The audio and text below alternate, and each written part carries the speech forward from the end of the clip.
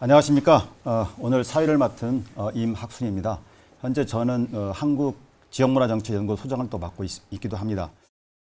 지난 4개월 동안 이 코로나, 아마 그 문화예술계에는 뭐 충격, 위기, 뭐 붕괴라는 말이 나올 정도로 큰 영향을 미쳤던 흐름이 있었습니다.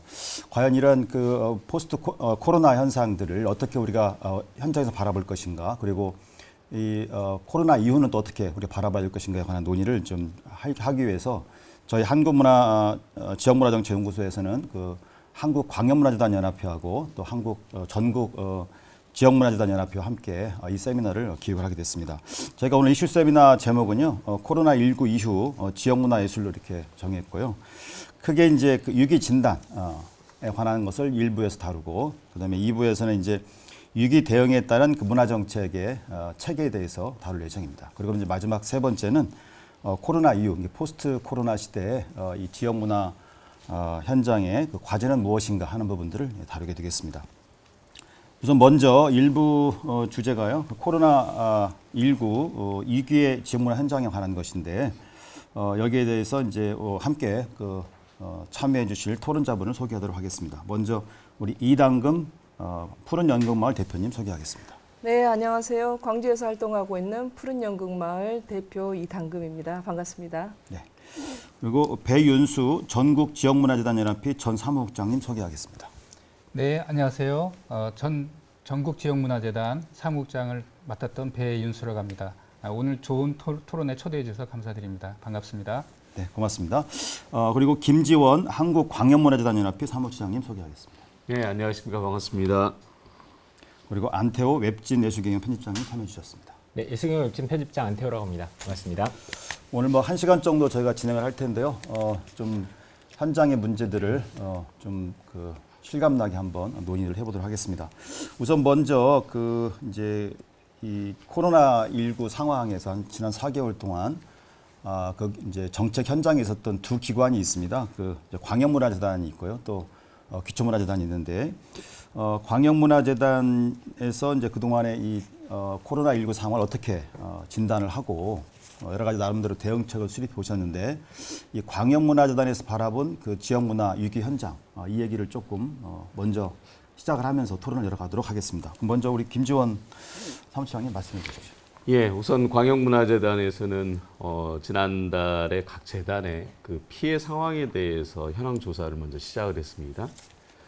그리고 문체부와 정부 기관에서 지원 대책들을 함께 공유하면서 각 재단들이 추가적인 어떤 대책을 마련할 수 있도록 저희가 그 길라잡이 역할을 했는데요. 그 사이에 또한 한국문화예술위원회하고 전국지역문화재단연합회, 저희 광역문화재단연합회가 또 TF를 구성을 했습니다. 그래서 우선 필요한 것은 각 지역의 현장에서 어떤 피해들이 발생했고 그 피해의 구체적인 실태가 무엇인가에 대해서 저희가 논의를 했고요. 그 사이에 어떤 여러 가지 어떤 진전 상황들이 있었는데요. 한국문화예술위원회가 특히 공연예술 분야에 관련해서 문화예술위원회의 어떤 기금을 갖다 마련을 해가지고 각 지역에 대략 아마 95억 정도의 기금인데요. 이 예산을 확보를 해서 각 지역에 지금 지원하는 형태가 계획됐고요. 뭐 재단의 직원 여러분들 지금 이 상황을 갖다 어떻게 바라보실지 모르겠습니다만은 사실 예술 현장을 한마디로 말하면 초토화됐다 해도 아마 과언이 아닐 것입니다. 공공영예에서뿐만 아니라 지난 4개월 가까이 모든 사실 예술 행위들이 중단되었고, 겨우 지금 어떻게 보면 비대면 형태의 지금 온라인 어떤 공연과 전시가 일부 이렇게 진행되고 있지 않습니까? 결국 이런 코로나 사태로 말미암아 어느 영역보다도 어떻게 보면은 재앙적 수준의 어려움을 겪고 있는 게 우리 지역문화 현장의 현실이지 않을까, 그렇게 진단하고 있습니다. 이제 또 기초문화재단 같은 경우는 또 광역문화재단과 달리 또 특수한 상황이 있잖아요. 그런 측면을 중심으로 해서 말씀해 주십시오. 네, 앞서 이제 한광현 김지연 처장께서도 말씀하셨지만 사실은 같이 공동으로 TF 팀을 구성을 하면서 저희들이 좀 그 피해 상황에 대한 현황 파악을 했습니다. 지난 2월달에 이제 저희들이 그 경계 단계를 1차로 저희가 이제 조사를 했고요. 2차 심각 단계로 이제 격상이 되는 시기를 저희가 2차 조사 단계로 삼았습니다. 1, 2차 조사 기간 동안 중복 누적된 피해 금액을 제외하고 저희들이 총 피해 규모만 이제 우리가 현상적으로 따져봤을 때 산술해 봤을 때 49억 4,300만 원 정도가 총 피해액으로 저희가 조사가 됐습니다. 저희 전지현 그 회원재단 기간 중 33개 1차가 잠시만 1차가 38개 기관이고요. 2차가 34개 기관입니다. 누적 응답 기관으로 따지면 이제 72개 기관인데요. 이 부분들을 다 누적 중복된 예산들을 배제하고 저희가 이제 총 피해 규모액이 이제 49억 정도니까 50억 규모라고 봐야 되겠죠. 주요 대응 현황에 대한 부분들도 저희가 조금 그 설문을 받았습니다. 응답을 받았습니다. 그러니까 주로 이제 피해 현황에 대해서 어떻게 대응하고 있는가에 대한 부분들은 이후 이제 포스트 코로나 이후에 어떻게 이제 대응할 것인가에 대한 좀 가늠자가 되지 않을까 싶어서 저희 나름대로 이제 피해 현황에 대한 부분들을 이제 한 크게 네 분류를 했는데 대관 수익과 관련된 그 문화시설 대관 수익과 관련된 부분과 그다음에 이제 공연예술단체 즉 이제 기획 공연이나 아니면 이제 계약법 관계에 의해서 이제 이루어지는 공연물들, 공연예술물들. 그다음에 이제 그 각 기초지자체는 각 지역에서 펼쳐지는 그 단위 사업들이 꽤 있습니다. 지원 사업들이요. 그래서 여기에 참여하는 지역 예술인 또는 예술 강사진들 여러분들이 참여하는 그 수익 감소분이 꽤 상당 부분이 있었고요. 그다음에 이제 그 문화 기반 시설에 들어가는 그 뭐 문화 복합 공간일 수가 있겠죠. 뭐 일단 예를 들어 체험 프로그램을 운영하는 그 예술 교육 프로그램이나 또는 카페 등을 문화 시설로 이제 카페들을 운영하는 그 입주 단체들이 있는데 이 입주 단체들에 대한 피해도 꽤 있었습니다. 대응 방안으로서는 이제 대관 수익 같은 부분은 이제 전액 환불이 원칙이었고요. 대부분이. 그리고 또 공연예술단체 같은 경우는 문체부가 적시한 이제 표준계약서의 근거에 의해서 이제 계약금을 50% 지급을 해준다든가 또 아니면 기획 운영비 즉 필요 경비에 대한 부분들 인건비 부분을 이제 인정해준 부분이 있었습니다. 또 한 가지는 수성문화재단 같은 경우는 좀 독특한데요. 여기는 이제 사실은 이제 매니저 등 인건비에 대한 부분들은 100% 인정해주는 경우일 수도 있었습니다.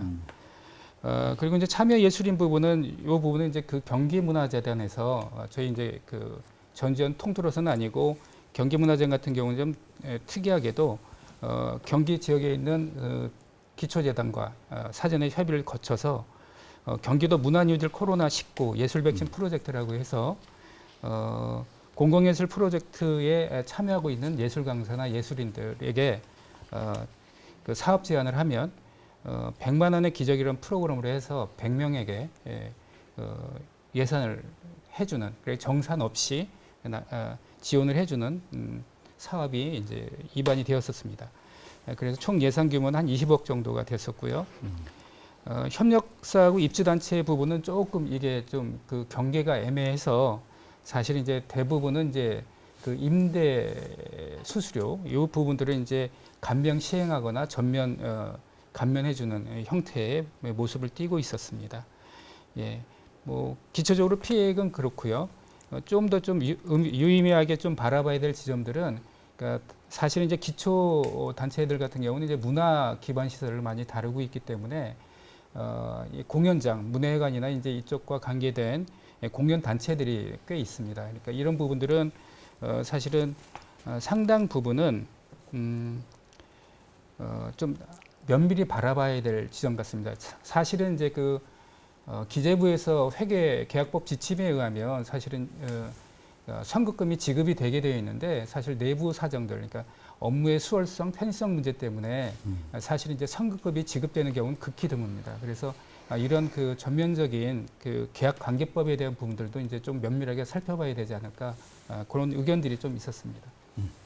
이 말씀을 들어보면은 이제 코로나19 상황에서 그 일단 예술 활동이 이제 중단됐기 때문에 그로 인한 어떤 경제적 피해 그리고 이제 그 지원기관으로서 또 지원과 관련된 여러 가지 체계상의 또 위기 상황 이런 것들이 이제 함께 있었던 것 같아요.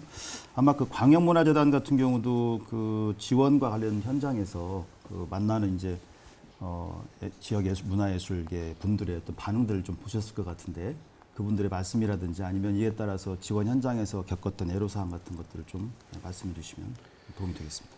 일단은 뭐 광역문화재단들이 대부분 지금 지원 사업들, 문화예술 교육과 문화예술 지원 사업들을 지금 펼치고 있지 않습니까? 그러다 보니까 1차적으로 봉착했던 게 이제 사업 설명회를 제때 할 수가 없어서 연기할 수밖에 없었던 부분이 있는 거고요.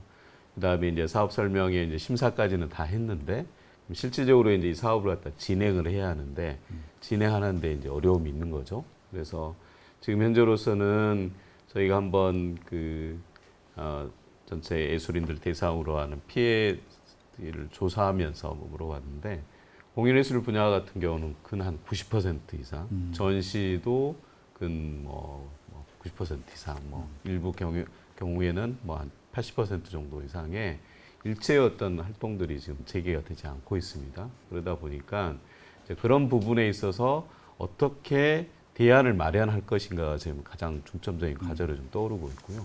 결국은 이제 비대면 접촉을 통해서 할 수 있는 그러니까 온라인 공연들을 어떻게 활성화시킬 거냐의 부분도 있지만 또 한편에 있어서는 방금 이제 변수 사무장이 말씀하셨습니다마는 지원금 자체를 갖다 이제 선 지급하는 문제들, 그 다음에 이 부분에 있어서의 정산 문제를 갖다 완화시켜주는 문제들, 또는 사업의 기간들을 갖다 보통 회계연도 기준은 올해 이제 다 마무리되는데요. 지금 현재 긴급 지원금 형태로 다양한 사업들이 지금 펼쳐지고 있습니다.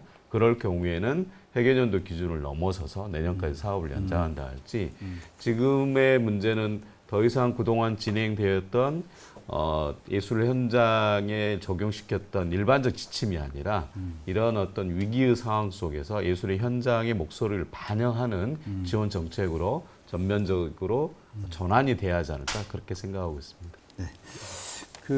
이제 지금 두 지원기관 그 환경문화재단과 기초문화재단 그 이야기를 들어보면 하나는 이제 여러 번 강조하신 바와 같이 코로나19 상황에 따라서 그 지역문화 현장이 정말 뭐 붕괴, 초토화, 위기 이런 상황이 이르렀다는 게 하나 진단이 나온 거 있고요. 그 다음에 이제 그 지원 체계 역시도 뭐 회계 문제라든가 또 대체 그 활동에 대한 범위 문제라든가 또 이제 성과 지표 등등 뭐 전반에 걸쳐 새로운 접근이 필요한 그런 상황이었다는 것 같습니다. 어쨌든 이 현장의 가장 그 또 약한 고리일 수도 있고요. 취약한 또 현장이 이제 문화예술 그 현장 그 자체인데 우리 이단금 선생님께서는 어떻게 이 코로나19 상황을 현장에서 이렇게 느끼시는지 좀 말씀해 주십시오. 네. 지금처럼 아주 몸소 체감의 온도가 코로나의 온도보다 더 높은 것 같아요. 네네. 말씀하신 대로 아주 많이 심각하고요. 모든 게 다 멈춰 있습니다. 여러 매체를 통해 가지고 그 공연 예술에 관련된 예술가들 그리고 거기에 관련된 전문가들, 스태프 분야들이 공연 현장을 결국은 떠날 수밖에 없고 현장을 떠나서 아르바이트라든지 단기 어떤 고용직을 통해서 수입을 근근히 벌어서 하루살이를 하고 있는데 사실 그 일자리마저 지금 놓치고 있고 코로나가 전반적으로 공연예술계뿐만 아니라 전 세계를 강타하는 팬데믹 현상을 가져다 주었기 때문에 모든 그 경제 자체가 위태로운 상태에서 예술가가 단기적으로 알바를 할 수 있는 수입을 창출해낼 수 있는 구조는 굉장히 어려운 상태입니다. 그러다 보니까 이 안에서 하루 지나고 그게 한 달 지나고 두 달 지나고 세 달 지나고 벌써 이제 5개월째 다가오고 있는데 저희는 이런 기대들이 과연 단순히 지금 눈에 보이는 이 시기의 것만 있을 것이냐라는 걸 보면은 그렇지 않다라는 거거든요. 눈에 보이는 그 위험의 요소는 지금에 있지만 결국에는 그게 장기적으로 봤을 때 올해 안에 또는 내년까지 그게 연장선상에 있을 것이다. 라는 겁니다. 제가 지금 7개 지역 단체하고 네트워크를 형성해서 하고 있는 그 네트워크가 있어요. 대한민국 소극장 열전이라고 해서 각 지역에 저희 광주를 비롯해서 전주, 구미, 대전, 대구, 부산 그리고 강원도까지 7개가 네트워크에서 제가 전부 다 전화를 해서 확인을 했어요. 어제까지도 어떻게 지내느냐 서로 위로도 하고 또 고충도 들어보는데 다 똑같습니다. 지금 대구 지역도 저희 네트워크에 있는데 대구는 뭐 직격탄을 받은 상태잖아요. 그래서 거기는 사회적 기업인 동시에 문화협동조합이기도 하고 또 저희 네트워크에서도 가장 많은 배우들과 함께 작업을 하고 있는 단체인데 30명 정도 되는데 그 배우들이 전부 다 직장을 잡으러 나가버린 거예요. 그래서 이 활동을 할 수 없는 상황이 된 거고 뭐 저희 광주뿐만이 아니라 강원도도 마찬가지고 대전, 부산 마찬가지고 이건 어느 단위 지역이라고 해서 더 특별히 좋아지거나 더 나빠지거나 더 나쁘거나 이러진 않는데 똑같은 현상이 전국적으로 저는 벌어지고 있다고 생각을 합니다. 이러다 보니까 대체적으로 이 지역에서 운영되고 있는 단체라든지 극장이라든지 움직임은 지역의 행사를 통해서 또는 지역의 어떤 공연들을 통해서 지역의 교육 사업을 통해서 그런 수입들이 1년을 버텨나가고 그 다음 작품을 창출하게 하는 원동력이 되었는데 그 원동력이 완전히 흔들리고 무너져 버린 상태예요. 그러다 보니까 사회적 기업을 하고 있는 사람들은 직원들 월급을 주지 못하고 그 월급을 주지 못하니까 밖으로 나가야 되는 상황이고 대표들은 극장을 문을 닫아야 되고 임대료는 처음에는 임대료가 낮아진다 뭐 50% 절감이라고 하지만 기관단체에서 운영하는 그리고 기관단체에서 운영되는 그 공간을 사용하고 있는 팀들은 어떤 임대료 조화를 가져다 줄 수 있겠지만 사실 민간으로서 공간을 운영하는 입장에서는 지금 임대료가 치솟고 있거든요. 왜냐하면 그분들 자체도 워낙 힘들기 때문에 그러다 보니까 완전히 이거는 멈춰버리고 어떻게 돌파구를 찾아야 될지 사실은 고민이 깊다라는 생각이 듭니다. 말씀을 들어보면 이게 지금 이제 위기 뭐 긴급 상황 단기 처방적인 접근을 하고 있지만 이것이 앞으로 향후 이제 한 개인의 예술가 개인의 활동 문제를 넘어서 지역사회 전체 문화예술 생태계까지 파급력이 크다고 보기 때문에 좀 장기적인 접근이 필요하다는 그런 말씀이시네요. 아마 이게 공연 예술뿐만 아니라 뭐 또 사람이 이게 모여서 무엇인가를 해야 되는 그 예술 활동 현장, 축제도 그렇고요, 문화 이벤트, 또 전시도 마찬가지고요. 그리고 이제 또 문화예술 교육 프로그램 같은 경우에도 거의 지금 중단된 상황이 많기 때문에 아마 이 종합적으로 또 각 영역별로 조금씩 이게 이 파급 경로라든가 구조 효과들이 좀 다를 수 있기 때문에 아마 긴급적인 처방 또 뭐 종합적인 이런 처방을 단계를 넘어서 좀 촘촘하게 좀 들여다봐야 되는 그런 상황인 것 같습니다. 자, 이런 문제에 대해서 그동안에 이제 또 많이 또 토론도 하시고 또 이런 논의를 많이 이끄셨는데 우리 안태호 편집장님께서 종합적으로 현재 우리 코로나 위기 어떻게 봐질 것인가 좀 말씀해 주십시오. 네, 앞에서 뭐 구체적인 피해 관련된 내용들이라는 거 말씀해 주셨으니까요. 그 부분은 제가 뭐 따로 말씀드릴 건 아닌 것 같고요.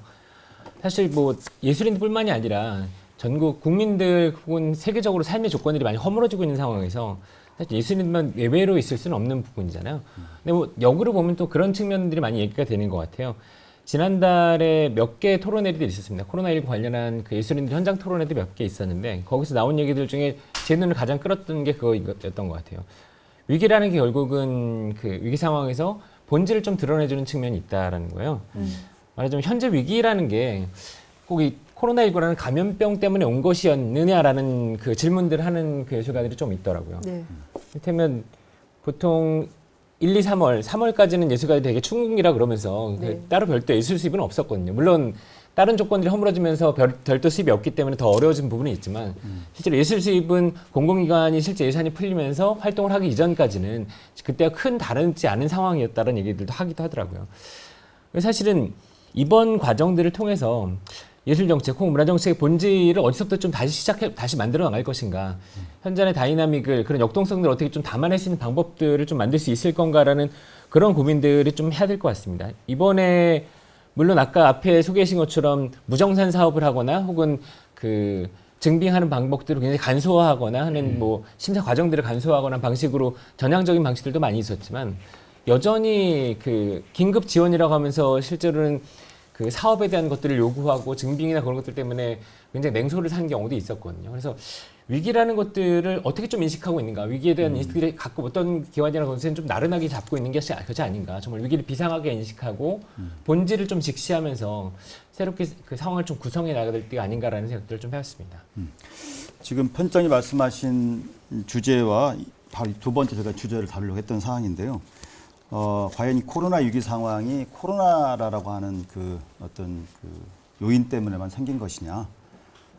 이 지역 문화 현장에 갖고 있던 여러 가지 취약한 또 열악한 그런 환경적인 측면도 역시 여기 작용했을 것이다. 왜 우리가 이 고리가 약했는가, 그리고 왜 이 코로나의 충격을 바로 이렇게 받았으면 했는가에 관련된 우리 나름대로 지역 문화 현장에 대한 좀 성찰적 접근이 필요한 때라고 생각을 하고요. 그런 면에서 이야기를 조금 나누고 그 다음 단계 넘어가도록 하겠습니다.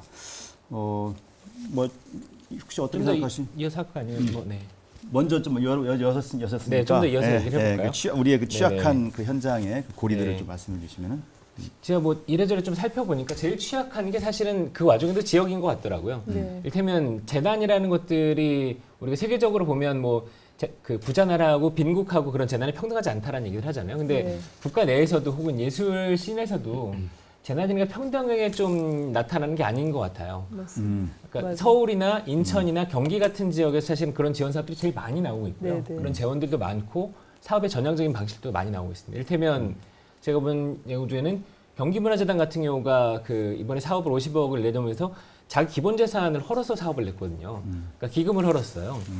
그러니까 기금은 이럴 때 긴급하게 좀 쓰라고 있는 그 어쨌든 그것들을 굉장히 중요한 판단을 한 거죠. 그리고 인천에도 좀 하나 눈에 띄는 사례가 있었는데 연수문화재단이 작년에 출범을 했는데 올해 국제교류 사업들을 좀 잡아놨었거든요. 근데 국제교류 사업들이 기약이 없잖아요. 그래서 추경 사업을 통해서 아예 그걸 예산 변경을 해서 긴급 지원 예산을 바꿨습니다. 그래서 예술인들 지원하는 사업을 바꿔내는 그런 과정들. 사업을 고집하고 뭐 미루고 그것들을 뭐 어떻게든 하려고 노력하는 것이 아니라 네. 그런 종류의 인식의 전환들이 좀 많이 필요하다는 생각이 드는 것 같아요. 보면 사실은 예술인복지재단의 상작준비기금도 6,000명을 대상으로 준비했는데 14,000명이 넘게 네. 왔거든요. 뭐 그런 종류의 일들이고, 근데 그 중에서도 사실은 그 제일 많이 얘기되는 지점들 중에 하나가 어쨌든 중앙에서 그렇게 사업을 하면 서울, 경기, 인천에 사람이 제일 많이 온다는 거죠. 물론 예술인들이 많긴 하지만 지역에는 그만큼 인식들이 덜합니다. 홍보 문제도 있고 사람들이 그만큼 알지 못하는 거, 접근성의 문제도 있어서 그래서 재난에 대한 지원이나 그런 활동들을 어떻게 그 전 지역에 대한 인식들을 같이 높일 수 있을 건가라는 그런 고민들이 좀 계속 그 나오는 것 같아요. 네. 그 김전 실장님 좀 말씀해 주시죠. 예, 뭐 사실은 뭐 저희가 일찍이 한 번도 경험해 보지 못한 사태다 보니까 당연히 이거에 대한 준비가 안 된 건 사실이죠.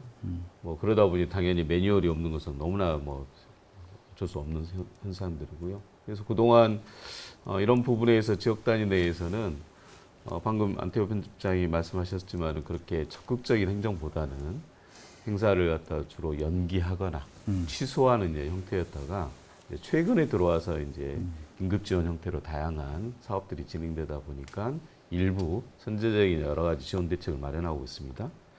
그런데 이제 이런 부분에서 보면은 또 광역 내에서도 보면 광역시하고 광역도의 차이가 있습니다. 특히나 이제 경기도 같은 경우는 수도권에 있다 보니까 그러는데요. 이제 광역도 같은 경우는 오히려 지역문화 현장에서 훨씬 더 이런 부분에 대한 적극적인 대응 행정 체계들이 못 따라가다 보니까 네. 더 많은 좀 피해가 있는 것 같고요. 결국 뭐냐면은 이런 지금 현재 코로나 사태와 관련해서 보면은 가장 어쨌든 피해가 많은 영역들이 공연예술 쪽이잖아요. 그러면 이제 공연예술 쪽을 지금 현재 단계 내에서 무한정 미룰 수가 없습니다. 설사 이제 하반기에 미룬다 손 치더라도 공연장이 더 이상 어떻게 대관할 수 있는 여지가 또 없어지는 거죠. 그랬을 경우에 저는 여전히 필요한 것 중에 하나가 뭐냐면은 다양한 플랫폼이 필요하다는 거죠. 그래서 지금 현재 일부 유튜브 생중계랄지 또는 비대면 형태의 온라인을 통한 다양한 공연들을 하고 있지만 사실은 많은 시민들의 입장에서 보면은 그 공연의 어떤 퀄리티들이 그렇게 낮다 보니까 그러니까 공연의 퀄리티가 낮다기보다는 영상이랄지 그런 어떤 이 플랫폼 자체가 지금 굉장히 그 못 따라가고 있는 거죠. 눈높이들을. 그래서 사실은 제가 봤을 때는 그런 그 다양한 어떤 그 플랫폼들을 갖다 가령 뭐 오늘 저희가 이렇게 이용하는 시청자 미디어 센터나 지역의 케이블 TV나 지역 방송하고 연계한 형태의 새로운 어떤 프로그램들을 갖다 구성하고 그분들이 그런 공연들을 통해서 직접적으로 현장에서 시민들을 대면하지는 못하지만 방송들을 통해서 시민들의 어떤 새로운 어떤 문화 향유의 계기를 마련해주고 그러려면은 이제 그런 부분에 관련한 문화 행정의 어떤 역할들, 매개의 역할들이 적극적으로 좀 나서야 하지 않을까 그렇게 생각이 듭니다. 저희가 이제 보면은 이제 그 지역문화 정책 측면에서도 약간 너무나 관행 중심으로 좀 이렇게 정책을 펴지 않았는가, 어떤 위기 상황에 대한 어떤 준비라든가 대응 이런 게 좀 부족했다는 생각이 들고요. 또 여전히 이제 저희가 이런 위기 상황에서는 그 협치 또 협력 파트너십이 굉장히 중요한 부분들인데 이것도 그동안에 조금 우리 말은 많이 했습니다만 그 현장은 좀 이런 부분들이 취약한 부분도 있었다. 뭐 등등 해서 저희가 이 코로나19라는 요인 말고도 지역 문화 갖고 있는 또 내적인 이런 요인들이 여기에 이제 좀 부정적으로 작용한 측면이 있다고 생각이 들어서 이 주제를 좀 꺼내고 있습니다. 우리 그 기초문화재단 측면에서 한번 우리 네. 배윤수 선생님 말씀해 주십시오. 네. 뭐 앞서 이제 편집장님이나 아니면 이제 김재현 실장님께서도 말씀하셨지만 그 사실 이제 이 부분들이 그 다 공통으로 이동금 선생님도 말씀하셨지만 공통으로 이제 화두가 될 수 있는 것, 초점을 모을 수 있는 것은 이게 이제 위기재난 상황들이 변수가 아니라 이제 상수로 놓고 봐야 된다는 지점인 거죠. 네, 네. 그 부분은 좀 모두 다 크게 공감하실 겁니다. 그러니까 많은 그 세계 언론들 그리고 문화 인류학자들 다 얘기하고 있지만 이게 이제 우리가 변수로서 존재하는 위기 상황이 아니죠. 기후 환경이나 아니면 전염에 대한 문제들 또 여러 가지 팬데믹 상태까지 몰고 온 이런 그 전염병에 대한 문제들까지도요. 그랬을 때 이제 과연 그 앞서 예시했던 뭐 편집장님께서도 이제 말씀하셨지만 예를 들어 이제 뭐 경기문화재단 사례라든가 연수문화재단 사례라든가 이게 이제 역시 이제 기초와 광역과 기초가 어떻게 역할을 해야 될 것인가에 대한 부분들을 분명히 좀 선을 그어주는 것 같아요. 또 한 가지는 일전에 이제 작년도죠. 작년에 이제 광역재단과 저희 전재원과 함께 이제 TF팀을 구성하면서 포럼도 여러 번 이제 한 2회 정도 개최를 했었죠. 작은 이제 스몰 파티 형식으로 이제 토론회를 가졌었는데 주된 화두가 그때는 이제 지역문화진흥법과 관련된 부분 또 지방재정위원과 관련된 부분도 이제 이야기가 됐었습니다. 이건 역시 이제 지역 자치와 문화분권에 대한 부분이기도 한데 사실은 이게 국가 재난 예산에 대한 부분들을 이제 위기 관리를 위해서 이제 국가가 정부가 이 부분들을 중앙에서 컨트롤하다 보니까 이 긴급성과 시의성에 대한 부분들이 사실 아주 적재적소에 내려가기까지는 시간이 걸려요. 그렇죠. 사실 이게 위기 재난 상황이 이제 심각 단계로 제가 됐을 때가 제 기억으로는 2월 24일인가로 기억하고 있습니다. 근데 이제 뭐 이제 수혜를 받는 국민들의 입장에서 보면 되게 긴 시간인 거죠. 여러 가지로. 뭐 앞서 이제 피해 현황도 말씀드렸지만. 그래서 이제 이 지방 자치, 그다음에 지역 자치와 문화분권 시대에서는 이 재정 이양에 대한 부분을 좀 전면적으로 그리고 또 전향적으로 좀 이루어져야 되지 않을까? 왜냐하면 이제 기초가 다르고 있는 지역이 다르고 있는 한 이슈들도 있겠지만 이런 그 앞서 말씀드렸듯이 이런 그 코로나 사태와 같은 이런 상황들이 재난 상황들이 이제 일상화되고 변수가 아닌 상수로 존재한다고 했을 때 그걸 즉각 대응할 수 있는 건 역시 이제 지역만이 답이라고 저는 생각을 합니다. 그래서 이 지방재정 이용에 대한 부분들 앞서 이제 뭐 행정 절차나 아니면 이제 문화 정책에 대한 키워딩은 또 이후의 토론에서 이제 다루겠지만 저는 좀 긴급하게 건의드리고 싶은 거는 이런 그 지방재정 이양에 대한 좀 전형적인 검토 이 부분들이 그냥 미온적으로 다루어지지 말고 좀 전형적으로 다루어져서 이런 상황들을 일상으로 받아들이고 우리가 준비를 해야 되지 않나 저는 좀 그렇게 생각하고 있습니다. 제가 뭐 자치 분권 얘기도 많이 했었습니다만 문화분권 아마 코로나19 상황이 그걸 좀 조금 더 앞당기는 그런 접근이 필요하다라는 생각이 들고 이제 그런 측면에서 지역문화재단이라든가 이제 지방자치단체 역할들이 또 새롭게 중요하게 부각될 수 있다는 생각이 듭니다. 또 그동안 현상들을 살펴보기에는 너무나 조금 우리가 경제적인 측면만 경제적 피해 중심으로 좀 이야기를 하지 않았는가 그동안의 코로나에 관련돼서. 근데 이제 이 코로나19 현상은 문화와 연관해서 보게 되면 이게 뭐 문화 생태계 측면도 있고요. 그다음에 지역 사회와 문화가의 관계 부분도 있을 수 있고요. 또 예술가 같은 경우에는 정서, 심리 이런 요인까지 다 연관이 되기 때문에 좀 총체 접근이 필요한 때인데 이런 전반적인 흐름에 대해서 또 이런 문제에 대해서 우리 이당금 선생님께서 좀 말씀 좀 한번 종합해서 말씀해 주시면 고맙겠습니다. 네. 그 예술은 인간에 대한 접근으로 시작하는 거지 않습니까? 그런데 저는 이 상황을 보면서 과연 제가 앞으로 예술가로서 살아남을 수 있을까라는 그런 그 위험에 노출되어 있어요. 그리고 아까 우리 그 안태호 편집장님께서 말씀하신 것처럼 이 위험이 과연 지금 시작한 것이냐라고 봤을 때 예술에 종사하는 저로서는 이미 그 전부터 이미 노출이 되어 있는데 항상 임시 방편으로 어떤 문제들을 정책을 만들어서 땜빵하고 또 그것을 지나면 다른 식으로 잊혀져 버린다든지 또 다른 식으로 전환한다든지 이런 식이 되다 보니까 예술이 가지고 있는 기본적으로 구축되어야 할 부분에 대해서는 고민하지 않고 항상 드러났을 때 그 드러난 상처들만 일시적으로 단기적으로 일회용으로 이런 식으로 그 뭐 상처를 때우고 예술가들에게 뭐 정책을 지원을 하고 그다음에 일시 지원 자금을 주면서 정책을 만들어냈던 것이 가장 큰 문제였고 그 문제였기 때문에 이 코로나를 대비할 수 있는 그런 위기 상황에서의 정책들이 계속 갈팡질팡할 수밖에 없겠다라는 생각이 듭니다. 지금 사실은 저희 현장에서 예술가들의 이슈는 예술가로 살아나고 싶어요. 그동안 해왔던 일들을 계속 하고 싶은데 이렇게 초위험 직종으로 이미 분류돼 버리고 예술가라는 직업을 갖게 되면 보호받지 못하고 어느 곳에도 보호받지 못하는 그런 직종이 되다 보니 정작 지금의 저희뿐만 아니라 앞으로 미래 세대에게 한국에서 예술을 해야 된다라는 말을 과연 할 수 있을까? 이런 문제들이 지금 봉착되어 있거든요. 그래서 그 어떤 정책이 지금 당장 필요한 게 아니라 지금부터 그리고 이미 전부터 노출되어 있던 정책들의 문제들을 이제는 정말로 장기적으로 가져가야 되는데 이 현장에서 필요한 이슈들이 과연 무엇일까? 기초재단이라든지 광역문화재단이 그걸 알 수 있을까? 정책으로 불과 뭐 몇백만 원, 뭐 몇천만 원, 뭐 이렇게 주는 부분에 대해서 일시적으로 수급은 되겠지만 그게 장기적으로 계속 살아남을 수 없다라는 거예요. 저 같은 경우에도 올해 1년 어떻게 하면 사업을 신청을 해가지고 선정돼서 그 다음 년도에 작품을 할 수 있을까에 대한 맨날 이런 고민을 하지 장기적으로 1년, 2년차, 3년차, 5년차 이런 작업을 할 수 있는 계기를 지금까지 한 번도 만들어주지 않았어요. 특히 지역의 편차가 심하다 보니까 광주의 예산은 다른 타도시에 비해서 굉장히 열악합니다.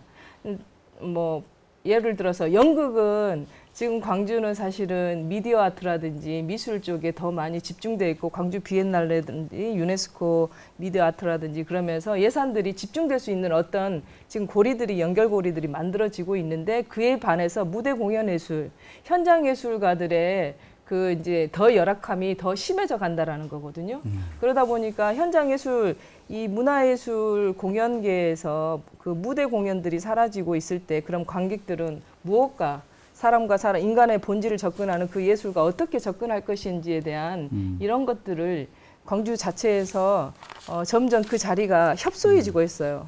제가 93년도부터 연극을 시작했는데 93년도부터 이렇게 연극 문화가 굉장히 활발했다가 광주 비엔날레 생기고 뭐 영화제 생기고 이제 막 이렇게 생기면서 그에 비한 뭐 무대 공연, 음악가들, 공연자들 이런 부분들에 굉장히 축소되고 그다음에 아주 그 작은 시장 안에서 치고받기를 해야 되기 때문에 굉장히 정말 힘들고 피폐해지고 장기 미래를 보지 못하고 미래 세대들과 함께 문화예술을 함께 하자라고 하는 그 손을 내밀지 못하는 이런 상황이 돼버렸기 때문에 이슈는 한국에서 예술은 어떻게 변할 것이며 그리고 그 한국에서 예술가로서 살아나는 게 살아내야 하는 건지 사라져 가는 건지 그거에 대한 고민들이 훨씬 더 깊다라는 겁니다. 사실 이 예술가의 이런 말씀하신 그런 문제들은 예술의 문제이기도 하고요. 우리 한국 사회에서 또 나아가서는 이제 이 지역 사회에 살아가는 예술과 함께 살아가는 우리 이제 시민들 인간의 문제이기도 합니다. 이제 그렇다면 이게 그 지금 예술가의 그 지금 어려운 위기 상황 이 부분을 예술가의 문제로만 한정할 게 아니라 한국 사회 또 지역 사회의 어떤 예술과 인간의 문제까지 나아가서는 정말 이 뭐 지구촌의 이슈까지 될 수 있는 이런 부분들이 있는 것 같아요. 좀 안태원 선생님 아까 이런 문제를 처음에 많이 제기하셨는데 좀 쭉 얘기를 쭉 들어보시고 그래도 한번 좀 정리를 좀 해주시면 고맙겠습니다.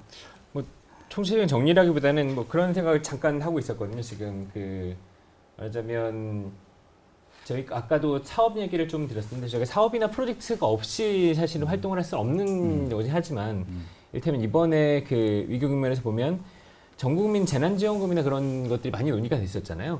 어떻게 하면 개별 소비 주체들의 활동을 진작해서 이런 것들을 경기를 부양하거나 혹은 그런 위기들을 극복할 수 있는 방안의 단초들을 만들어낼 수 있을 건가 얘기가 있었는데 개별 예술가도 좀 비슷하게 생각할 수 있을 것 같아요. 이게 나라 국가 전체에서 뭐 다른 부분이라기보다는 어떻게 하면 개별 예술가들의 존재, 예술 생태 내에서 예술가들의 존재가 어떤 의미를 갖는 건지, 그 예술가들을 존재를 어떻게 바라봐야 될 건지에 대한 것들을 어떻게 그 사람들 잘 살려내고 진작하고 네. 이당 선생님 말씀하신 것처럼 이 고위험 직군에 있는 사람 어떻게 살아남게 할 것인가라는 문제를 좀 다시 한번 좀 반추하는 게 좀 많이 필요하지 않는가 하는 생각이 계속 드는 것 같습니다. 뭐 같은 문제이기 때문에 이어서 저희가 원래 준비했던 세 번째 이슈로 넘어가도록 하겠습니다. 이 팬데믹 상황에서 예술가의 삶과 역할에 관한 이야기인데요. 우리가 이건 이제 그 동안에는 주로 뭐 경제적 피해 대상로만 예술가를 바라봤는데 오히려 이 팬데믹 상황에서는 실제 예술의 욕구는 더 커진 부분이 존재합니다. 우리가 이제 그것을 이제 체험하는 방식이 뭐 언택 상황이었기 때문에 뭐 집에서 한다든가 또 개인화된 이런 걸 해서 그렇지. 인간의 그 예술에 대한 욕망은 더 커질 수가 있는 거거든요. 그리고 이제 그런 면에서 보게 되면 오히려 이런 경제적 이런 그 코로나19와 같은 위기 상황에서 예술가의 역할을 이렇게 피해자로만 접근하는 게 의미가 있는 것이냐. 오히려 적극적으로 이런 시대의 문제들을 좀 해결하고 오히려 새로운 어떤 그 또 하나의 문화를 만들어가는 이런 좀 적극적인 관점으로 좀 접근하면서 거기에 걸맞는 역할과 위상과 그다음에 거기에 걸맞는 정책 시스템이 이 뒷받침돼야 되지 않을까? 이게 단순히 응급 처방적 긴급 뭐 몇 달 정도의 생존 이것만 이런 문제만 가지고 접근할 게 아니라 좀 더 큰 접근을 할 때가 됐다는 생각이 듭니다. 이에 대해서 네. 먼저 의당 선생님부터 말씀을 좀 네, 사실 할 해주시죠. 말은 정말 많은데요. 네. 뭐 경제적 피해자, 저는 피해자라고는 생각지는 않습니다. 저희는 이제 주체적으로 활동하는 그 예술가이고 또 예술의 활동을 통해서 지금같이 힘든 코로나 위기라든지 또는 위험 상황에 노출되어 있을 때 전쟁이라든지 뭐 다른 것으로 인해서 인간에게 정서적으로 안정을 줘야 되고 위로를 줘야 할 때 사실은 예술이 가장 먼저 그 자리에 위치하고 있어야 되고 그들에게 손을 내밀어야 되는 게 예술의 이치이기 때문에 저희는 피해자라는 입장보다는 이제 어떻게 주체적으로 갈 건데 그래도 한 사람의 예술가 또는 이 사람들이 모여서 작업할 수 있는 공간들을 만들어낸다 하면 그 역할들이 훨씬 더 커지지 않을까, 그 힘들이 더 크게 나타나지 않을까라고 생각을 해봤어요.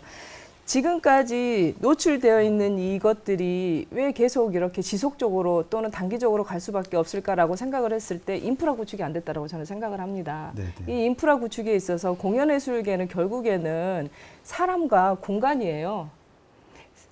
개인 예술가 프리랜서에게 지금 많은 그 지원들을 강구를 하고 있지 않습니까? 그리고 단체에게는 창작 지원 활동금이라든지 뭐 공간 지원 사업이라든지 각 지자체별로 이렇게 활동을 하고 있고 개인에게는 각 지역별로 예술인 복지재단에 등록돼 있는 예술가들에게는 뭐 전액 100만 원, 뭐 대전 같은 경기도 막 이렇게 한다고 저도 자료를 검색을 했었는데요.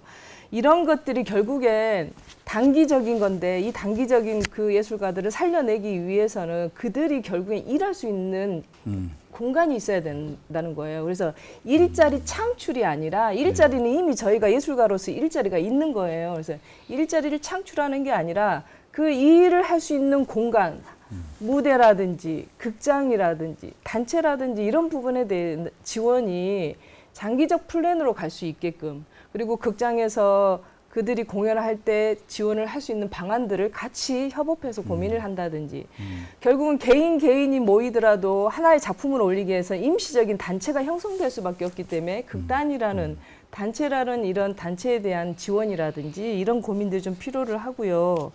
그다음에 사실은 이제 저희들이 지금 입법으로도 나오고 고용보험이라든지 예술인 기본급 지원 방안이라든 이런 부분에 대해서 나오지 않습니까? 근데 그것도 사실은 조금 여러 가지 정말로 한꺼번에 딱 정리해버리면, 법은 정리하면 또 통과해버리면 그 이상은 그 이하는 또 안 되잖아요. 그래서 그런 법에 있어서 기본급을 어떻게 진행을 할 것이며 고용보험을 어떤 식으로 어떻게 한계를 주고 갈 것인가에 대한 고민까지 함께 가야지만이 지금 이 코로나로 인해서가 아닌 대한민국에서의 예술의 이치가 정말로 선진국에 지금 도달되어 가는 그 지점에 있다고 저는 보는데, 이번마저도 우리가 10여 년 전에 최고은 씨의 죽음으로 인해서 예술인 복지재단이 생기고 그나마 지금 어찌됐든 예술인 개인의 복지를 위해서 고민을 하고 있는 것처럼 이번에는 정말로 큰 기회를 주었다고 생각을 해요. 예술 정책을 하시거나 법안을 만들어내시거나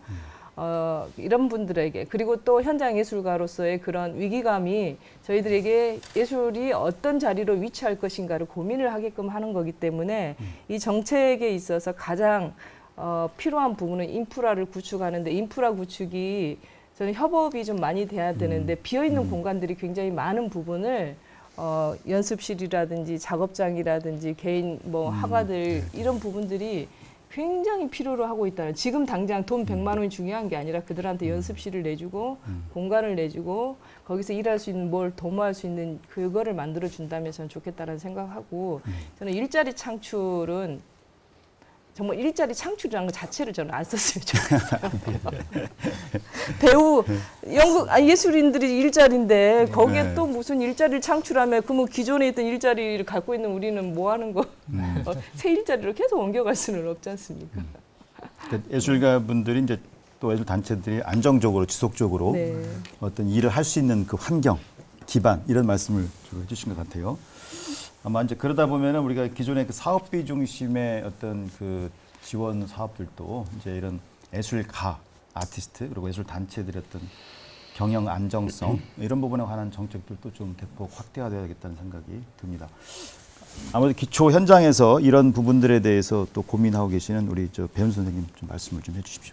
네, 크게 공감하는 말씀을 해주셔서 이등금 선생님께서 그 사실 문화기획의 영역, 그다음에 문화예술기획의 영역, 그다음에 예술인의 영역, 이건 다 마찬가지겠지만 늘 이제 사회적 가치에 대한 부분을 얘기하면서 이제 일자리 창출을 많이 얘기들 하죠.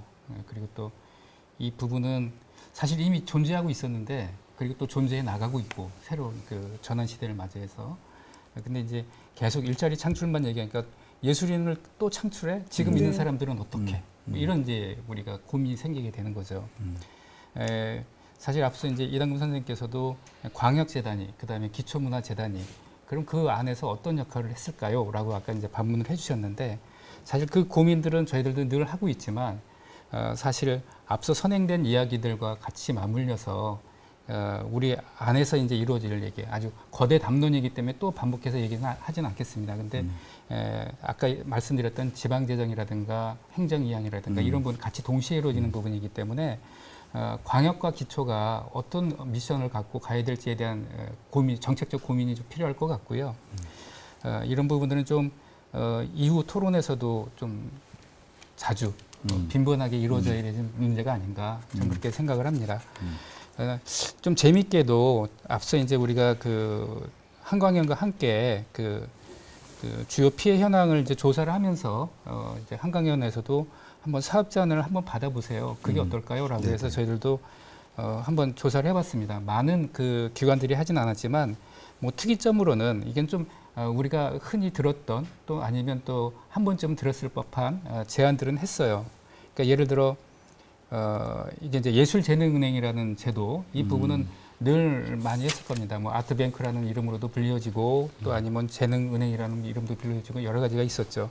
이게 뭐 강릉문화재단에서 이제 이런 제안을 해왔는데 이런 시기에는 이게 위기재난 상황이어서 아니라 항상 일상적으로 그렇죠. 각 그 기초든 광역이든 정부든 중앙이든 이런 것들이 조금 단위별로 권역별로 좀 지속적으로 이루어져야 그 문화예술 생태계가 조금 존립하지 않겠는가. 이미 일자리를 잃는 사람들한테 그들의 상품을 예술 작품들을 성과물들을 우리가 기꺼이 받아들이고 지역의 문화 한류를 할 수 있도록 선순환 구조가 될 수 있도록 해주는 구조. 이것들은 늘 끊임없이 얘기되어 왔지만 사실 예산이 없어서 그다음에 절차가 없어서 법제화가 되어 있지 않아서 이런 얘기들이 많이 나왔었거든요. 그럼 한번 검토해 볼 만하지 않을까라는 생각이고요. 그다음에 당진문화재단에서 이제 이런 비슷한 의견을 주긴 했습니다. 그러니까 뭐 아트 딜리버리라고 해서 이거는 뭐 지역에 있는 그 기관 지자체가 되겠죠. 지자체라든가 아니면 또 우리 같은 재단들, 지역 재단들이 일정 정도의 예술인들 작품들을 구매를 해서 이것들을 대여해주는 시스템으로, 그러니까 우리가 뭐 지역 시민의 문화 향유권에 대한 문화권을 많이 얘기하고 있지만 사실은 어느 전시장에 가서 아니면 어느 박물관에 가서 이제 우리가 감상하는 것들이 있죠. 그래서 뭐 작은 도서관 사업부터 아니면 이제 작은 갤러리 사업까지 이제 중앙부처에서 하고 있지만 그건 이제 지역으로 좀 내려줘야 되지 않을까. 그래서 그 예산들이 조금 그 지역에서 좀 소화될 수 있도록 선순환 구조를 이룰 수 있도록 해줘야 앞서 이제 이당금 선생님께서 말씀하신 내용들이 좀 의미가 있지 않을까. 그러니까 뭐 소공연장도 이렇게 우리가 그 대형 그 공연장 규모에서 이제 중소규모의 그죠? 소규모 소극장 공연들이 사실 이제 80년대부터 많이 활성화됐었죠. 근데 그것도 뜻있는 이제 독립예술가분들 그리고 선진적인 예술가 여러분들이 시행해 왔지만 그 사업들조차도 유지를 못해서 이제 무너져 버리는 그리고 또 그 생명력을 잃어버리고 지속되지 못하는 안타까운 지점들을 저도 계속 봐왔는데 뭐 이게 위기가 기회라는 얘기들을 우리가 끊임없이 하고 있지만 한번 우리 예전에 그 문화 사업들, 문화 정책 사업들을 한번 복귀해 볼 필요가 있다고 봅니다. 네. 거기에는 되게 유의미한 사업들이 숨겨져 있고 또 지금 거론되고 있는 건 역시 전혀 새로운 것이 아니라 우리가 어떻게 새롭게 그걸 받아들이고 창발적으로 우리가 수용하는가에 대한 자세의 문제고 태도의 문제라고 저는 생각을 합니다. 네, 고맙습니다. 이어서 우리 김지원 선생님부터 먼저 하시고 마지막에 안태훈 선생님께서 좀 마무리해 주시죠. 네. 예, 적어도 예술이라는 게 어떤 정치, 경제, 사회의 어떤 하이적 개념이 아니라고 저희가 전제를 하고요. 더더구나 또 예술이라는 게 뭐 자칫 잘못 오해하면 한가롭고 여유로울 때 즐기는 어떤 유의적 요소라고 생각할 수도 있겠잖아요. 네, 그런 부분들을 배제를 한다라고 하면 사실은 저희가 전혀 다른 층위에서 예술에 대한 접근이 가능한 거죠. 잘 아시다시피 이미 문화예술은 뭐 국가의 국정 지표로 뭐 설정된 지 오래됐잖아요. 또 뿐만 아니라 우리 사회의 어떤 혁신과 변화를 유도하고 이끌어가는 가장 중요한 요소로 현재 받아들이고 있습니다.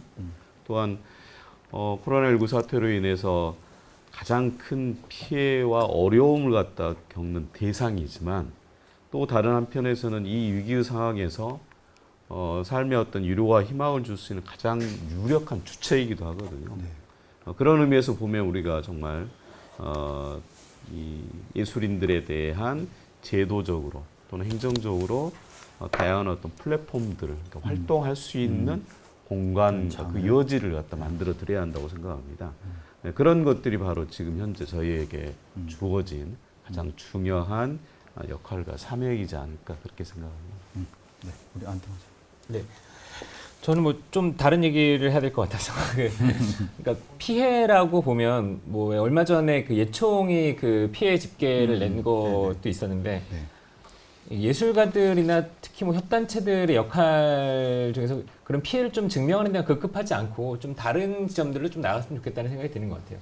예총은 특히 거기서 좀 빈축을 했던 게 굉장히 중요한 예술단체잖아요. 한국에서 굉장히 많은 예술가들이 거기를 통해 활동도 하고 여전히 그런 종류의 영향력들을 가지고 있는데 어떻게 보면 예총이 법적 지위나 그런 것들을 거기에 묶어가지고 같이 얘기하고 그래서 이런저런 빈축을 하고 그랬죠. 뭐 민예총이나 다른 단체들도 실제로는 뭐 거기에 대해서 뭐 많은 활동들을 못하는 게 사실인데 몇몇 단체들이 이를테면 거리예술협회 같은 경우는 뭐 담론을 계속 만들어내고 온라인 토론을 진행하고 그런 그 모습들이 눈에 띄기도 했습니다만 사실 이게 피해를 증명하려고 노력하고 우리가 어떻게든 지원을 받아야 된다고 계속 우는 모습을 보이는 게 아니라 예술계 이슈들을 설정하고 하는 데 있어서 앞에 처음에 말씀하실 때 어떻게 그 예술계 현장들이 잘 참여하고 의견들을 수렴하느냐고 말씀을 해주셨는데 저는 거기서 좀 더 나아가야 된다고 생각해요. 예술가들이 혹은 예술 단체들이 그걸 사회적 권리로서 인식을 하고 그러니까 사회적으로 의제 설정을 하는 데 있어서 좀 더 적극적으로 나설 수 있는 그런 종류의 구조들을 만들어내지 않으면 사실 좀 곤란하다는 생각이 들거든요. 계속해서 그런 구조들에 말하자면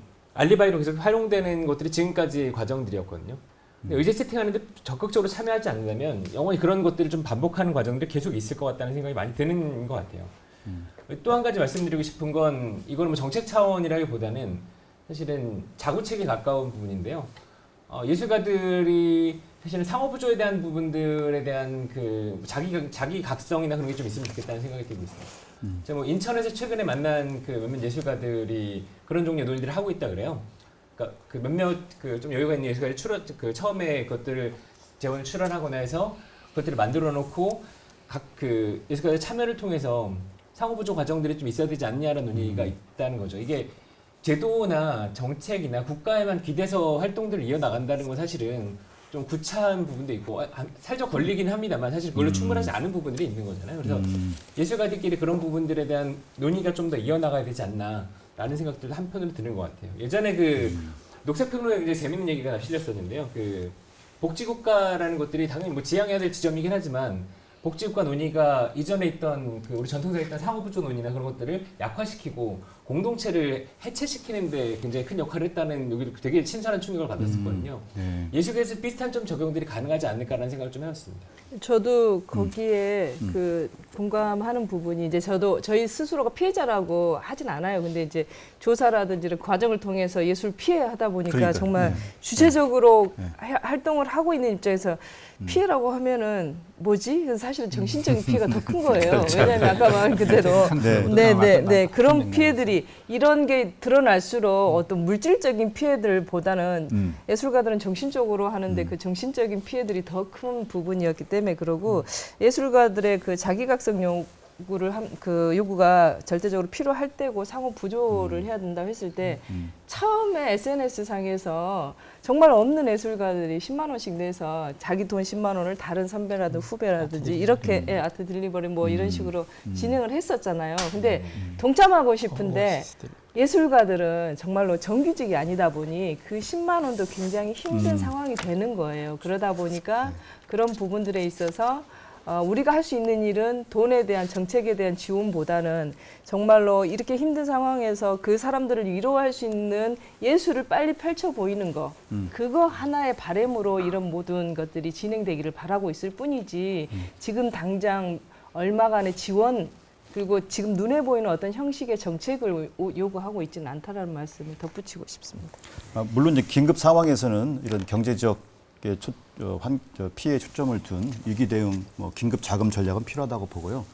저희가 논의하는 것은 이제 이걸 좀 이렇게 지금 단계 처방이 아니라 장기적 관점에서 봤을 때 이런 코로나19 상황이 앞으로도 계속 존재한다고 한다면 아마 문화예술가들의 존재는 더 높아져야 될 것이다. 근데 그러려면은 이제 이게 경제적 측면뿐만 아니라 아까 지금 이제 정서적인 것, 심리적인 것뿐만 아니라 또 다양한 그 자발적 영역에서 서로 상호 연계라든가 사회와의 관계 이런 부분들이 좀 총체적으로 접근을 하는 그런 전략이 나와야 된다. 그래서 이제 저희가 이 이슈 세미나를 준비를 하면서 이 포스트 코로나라고 하는 이제 코로나 이후를 제가 붙인 이유는 조금 이제 단기적이고 단편적인 이런 또 긴급적인 상황에서 조금 더 장기적이고 총체적인 이런 접근망을 이제 할 필요가 있다. 아마 그런 문제 제기를 제가 했던 것 같아요. 근데 정말 쭉 얘기를 들어보면 이 예술가의 그 위상이나 어떤 존재, 또 이분들이 또 활동해야 될 그런 부분들이 얼마나 의미가 있는가 하는 것들은 뭐 이런 위기 상황에서 더 많이 드러나지 않았을까 싶고 거기에 걸맞는 저희가 지역문화 정책 체계를 갖춰야 될 것 같습니다. 제가 시간이 한 5분 정도 남았는데요. 추가적으로 혹시 오늘 첫 번째 이슈와 관련돼서 하실 말씀이 있으면 좀 해주십시오.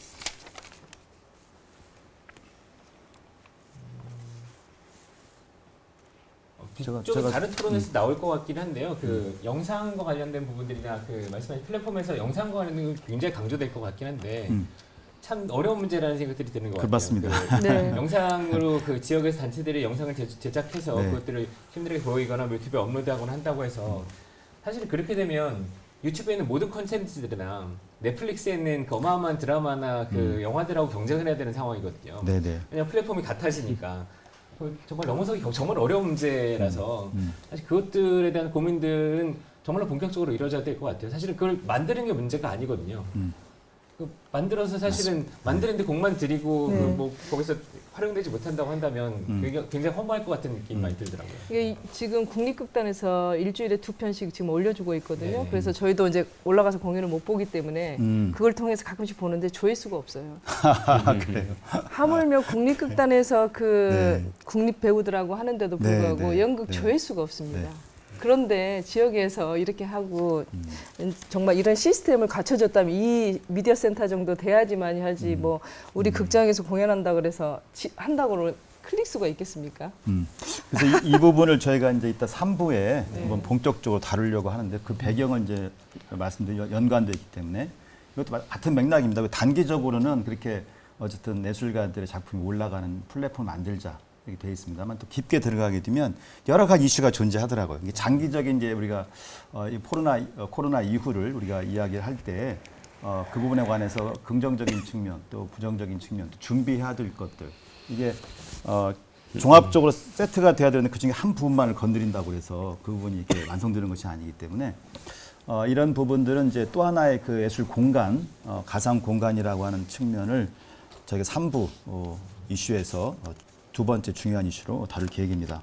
혹시 또 추가적으로 하실 말씀 있으면 짧게 한 1분 정도 말씀해 주시면. 저희 자료들을 쭉 리뷰하고 정리하고 오늘 좀 말씀드리려고 했던 내용을 정리하면서 사실 뭐 여기하고 시사점이 있는지 모르겠지만 사실 좀 유의미한 기사를 제가 좀 접했어요. 5월 14일 그저께인 것 같아요. 경향신문에 그 서울한국과학기술대 이광석 교수님께서 이제 뭐 한국형 뉴딜 사업에 대한 부분을 좀 관점을 말씀하신 게 있는데 뭐 길게는 얘기 말씀드릴 수는 없고 간략하게 축약을 하면 그 뉴노멀 시대가 열리게 됐을 때 과연 우리 사회적인 전체적인 구조 안에서 그다음에 그 문화적인 구조 안에서 아까 이제 뭐 일자리 창출도 얘기 나오고 피해의 문제가 아니고 또 여러 가지 관계성에 대한 문제이겠죠. 여러 가지 정책적인 문제들도 있고요. 그런 의미에서 봤을 때 이제 진정 그 우리가 로봇 지능 기계들이 이제 도래했을 때 이제 이것들은 지금 화두가 되고 있거든요. 우리가 한국형 뉴딜 사업이라는 이름으로 이제 발표를 했죠, 정부가.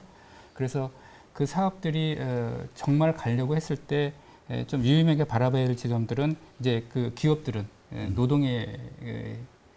노동시장의 유연성을 얘기할 것이고 또 한 가지는 비대면 상황에 대한 접촉 지점 때문에 이제 노동 인력에 대한 수용성, 그다음에 수월성에 대한 편의성 부분을 계속 이제 얘기할 거란 말이죠. 그랬을 때 구조적으로 사회적으로 우리가 문화 예술을 계속 창출해내는 기부에 있고 종사자로 있지만 그건 누구를 대상으로 할 것이냐는 문제인 거죠. 그러니까 여기서 특이점으로 좀 제가 주목할 만한 거는 아마존이 지난 그 3월 이후에 4월 달에 고용 인원이 지금 10만 명이 넘었다고 합니다. 네. 그러니까 이 종사자들이 그러니까 지능기계의 보조 역할로 이제 전락을 한 거죠. 그래서 이게 이제 정기적인 안정적인 직업군이 아니라 그러니까 지능기계의 보조 인력으로 쓰여지는 문제인데 사실 따지고 보면 아까 온라인 플랫폼 말씀도 하셨지만 그것들이 이제 기능적 수행을 위해서 우리가 문화예술이 존재할 수밖에 없는 좀 위기 상황도 있지 않을까라는 조금 우려가 있어요. 그래서 이 상황들은 좀 우리가 거대 담론으로 생각하고 지역에서 아니면 중앙에서 좀 더 의미 있게 지속적으로 이루어질 토론이라고 생각하고 주제라고 생각합니다. 네, 고맙습니다. 뭐 거대 담론 차원에서 얘기해 주니까 저도 그 생각나는 게 있어서 제가 사실 코로나 이 전국에서 가장 눈에 띄었던 그 발언 중에 하나는 그거였거든요. 웬 과학자분이 라디오 대담하면서 그런 말씀해 주시더라고요. 이게 코로나 상황이 좀 정리가 되더라도 올해 정리될지 내년 정리될지 모르겠지만 정리된 이후에 우리가 해마다 이 코로나 그 시기 일정 시기를 정해서 2주간 자가격리 기간을 갖자. 코로나 사태를 좀 기념하는 상황을 갖자. 기념해서. 이 상황을 통해서 네네. 생태 관련 환경이나 혹은 각자의 삶을 되돌아보는 성찰의 시간을 굉장히 많이 갖게 되는 엄청나게 유의미한 효과들이 있었다. 라고 그런 얘기가 너무 인상 깊게 남았거든요. 이 속에서 동일하게 적용될 수 있을 것 같아요. 네. 제가 처음에 위기는 어쨌든 정책의 본질을 좀 보여드리라 말씀드렸는데 그래서 본질을 성찰할 수 있는 그런 기관들이 어쨌든 꼭 필요하다는 생각이 좀 듭니다. 유일에 걱정되는 건 사실은 한국이 방역 모범 국가라고 해서 사실은 너무 그 성찰의 기회를 잊어버리는 게 아닌가, 놓쳐버리는 게 아닌가라는 생각이 들어요. 지금은 오히려 국가적인 자부심에 너무 넘쳐나서 너무 순식간에 일상으로 돌아갈 것 같거든요. 지금 뭐 이태원 관련한 상황이나 그런 걸 보고 그렇고 그 일상으로 돌아가면 지금 이렇게 주어졌던 그런 고민의 순간, 반성의 순간들을 놓쳐서 예술 정책도 다시 원상태로 복귀하지 않을까라는 그런 불안감이 계속 있는 것 같아요. 우리 김정은 한 말씀. 예. 사실은 방금 말씀하셨지만은 이런 어떤 위기의 국면이 결국은 개인과 또 집단한테 성찰의 기회를 주는 거죠. 그래서 지금 현재 광역재단들이 하고 있는 가장 중요한 역할 중에 지원 사업이죠. 예. 아까 말씀드렸던 것처럼 공고에서 사업 설명회, 또 뭐 워크숍, 또 정산 일련의 과정들인데 사실은 저희가 이번 코로나 사태를 겪으면서 그동안 아주 범용적으로 적용됐던 문화예술 행정의 일반적 원칙이라는 게 하나도 적용될 수 없겠구나라고 하는 생각이 네. 들었던 거죠. 네, 네. 정말 무용지물인 거죠, 어떻게 보면. 자, 그랬을 때 적어도 아마 과학자들이 진단하는 것은 꼭 코로나19만이 아니라 이런 상황들이 또다시 재현될 수 있다는 거고, 아까 우리 변수 국장님 말씀하셨지만 이게 변수의 문제가 아니라 상수의 문제라고 하면은 기존에 마치 그동안 관행처럼 진행되어 왔던 문화예술 지원 정책에 대한 다시 한번 근본적인 재점검의 어떤 유익한 시간이 아닐까 그렇게 생각해 봅니다. 네, 저희가 1시간 정도. 저도 마지막으로 죄송합니다. 제가 마무리 멘트를 부탁드리려고 했는데, 네, 그러면 먼저 그럴까요? 듣고 제가 마무리하도록 하겠습니다. 네, 한 말씀 해주십시오. 네. 아까 말한 대로 코로나로 인해서 제 개인적으로 또는 지역에서 연극하고 있는 입장에서 이런 토론의 자리가 사실은 그 전부터 요구되고 바랬던 상황이에요. 그런데 그 전에 어떤 정책들이 만들어지거나 어떤 뭐 문화예술 프로그램이라든지 광주에는 ACC도 있고 문화재단도 있고 여러 가지 단체가 있었지만 한 번도 그런 소통들이 이루어지지 않았어요. 그리고 현장 예술가를 함께해서 토론을 한다거나 하는 경우가 거의 없었어요. 왜 제가 이런 토론회가 사실은 지금 지난주부터 이제 좀 이렇게 하는데 그 전에는 저는 한 번도 토론회가 어떻게 열리는지도 잘 몰랐는데 이러면서 이렇게 정말 현장에서 일하고 있는 사람들의 목소리가 반영되는 시간은 오래 걸리겠지만 반영되는 어떤 과정들이 있어야지만이 정말로 예술이 자리 잡고 그 예술의 힘이 드러난다라는 건데 그게 바로 가장 필요한 게 지역이라고 저는 생각을 해요. 그래서 이 코로나 사태로 인해서 지역 예술가 현장의 목소리를 조금 더 지역 단체라든지 재단이라든지 뭐 관공서 그 기관들에서는 좀 더 깊이 있게 그냥 이렇게 페이퍼라든지 이런 양식이 아닌 같이 대면해서 토론하고 의논하고 그런 그를 같이 몸소 체험할 수 있는 그런 시간들이 자주 있었으면 좋겠다. 그게 바로 예술이 소통하는 거 아닐까. 관객하고 소통하는 게 예술인데 정작 행정가하고는 소통을 못 하면서 정책 만들어지면 거기에 따라야 되고 조건을 저희 스스로가 만들어내야 되고 이런 상황이 되었거든요. 그래서 이런 기회에 함께 토론할 수 있어서 참 좋았습니다. 감사합니다. 네, 고맙습니다. 저희가 1시간 동안 이 코로나19 상황에 대해서 지역 현장의 위기를 어떻게 바라볼 것인가에 대해서 의견을 나눴습니다. 정말 네 분의 토론분께서 정말 좋은 말씀 많이 해주셨고 현장의 또 생생한 이야기들을 이렇게 전해주셔서 저희 어떤 나름대로의 몇 가지 함의점을 도출하는데 의미가 있었던 시간이라 생각을 합니다. 세 가지만 좀 말씀드리면 하나는 뭐냐면 저희 논의를 해보니까 오히려 위기 상황이었지만 위기 상황이기 때문에 오히려 본질적인 문제를 다시 한번 깊게 성찰해야 되는 때다. 이게 이제 예술이란 게 무엇인가, 예술인은 또 무엇인가, 또 이제 여기에 관련돼서 그 지역 문화 정책 어떻게 해야 될 것인가 하는 근본적인 이슈들을 한번 던졌고 그거에 대해서 저희가 향후 조금 더 치밀한 연구와 토론이 이루어져야 될 것 같다 생각이 듭니다. 두 번째는 저희가 이제 이 경제적 이런 피해 이런 측면에서 일단 단기 그 응급 처방들을 많이 내렸습니다만 앞으로 그 이후가 지금 이 코로나 위기가 이제 여러 가지 파장들이 계속 이어지기 때문에 그런 장기적인 관점에서 또 총체적으로 접근하는 게 굉장히 중요한 시점이고 오히려 지금부터가 오히려 조금 더 차분하게 우리가 그 본질을 좀 생각하면서 새롭게 지역문화 생태계를 또 지역문화 정책 체계를 만들어야 된다 생각이 듭니다. 그리고 이제 세 번째는 이제 결국 이게 이제 지역문화 같은 경우에는 이제 국가와 뭐 지역 간의 협업도 굉장히 뭐 중요합니다만 아까 이제 그 말씀 나온 것처럼 분권, 문화 분권 또 자치 분권이라고 하는 분야가 이제 기본 방향은 설정이 되어 있습니다만 조금 앞당길 필요가 있겠다 하는 생각이 들었습니다. 이런 전반적인 이제 이슈를 가지고 계속 논의를 할 거고요. 오늘 나왔던 이야기들은 좀 더 저희가 보완을 해서 연구 자료집 또 이슈 페이퍼 형태로 해서 작성해서 공유하도록 하겠습니다. 오늘 함께해 주신 토론 네 분과 또 함께해 주신 모든 분들께 감사드리겠습니다. 고맙습니다. 이상으로 마치겠습니다. 고맙습니다.